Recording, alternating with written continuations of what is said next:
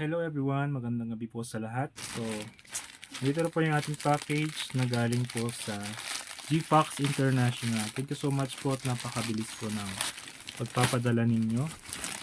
Ito na nga po yung in-order ko na spirulina. So, ayan siya. May resibo pa sila.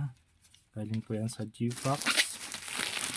At ang total worth po nito ay secret. Tingnan nyo naman po dyan. So, nabibili ko po siya ng discounted price kasi naka-member po ako sa GFox International. At ang office nga po pala nila ay sa may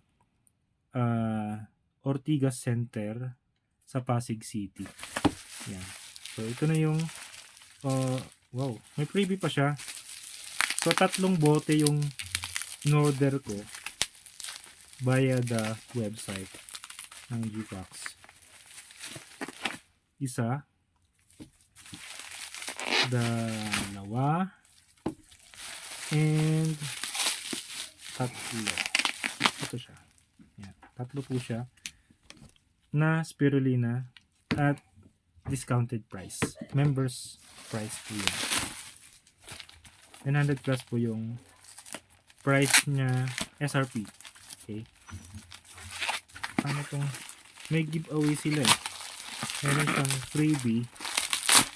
Libre na po ito. I think it's noodles. Oh. Ramen. Yan eh. Korean ramen. Kainin ko bukas na umaga. So, regarding doon sa product nila, matagal ko na siyang ginagamit and I think 2 years na gumagamit ako nito.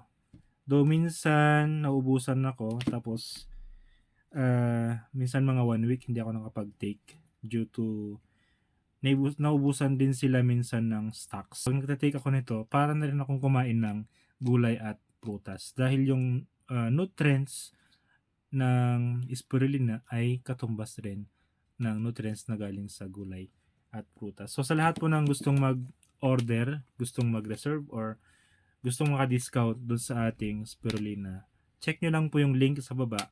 Ilalagay ko po yung link for more information and of course for membership, you can also PM me. So PM nyo na lang po ako for more information doon sa membership para maka-avail po kayo ng discounted price ni spirulina. So malaki po yung discount kapag member na po tayo na sa doon po sa GFox International. So that's it guys for tonight.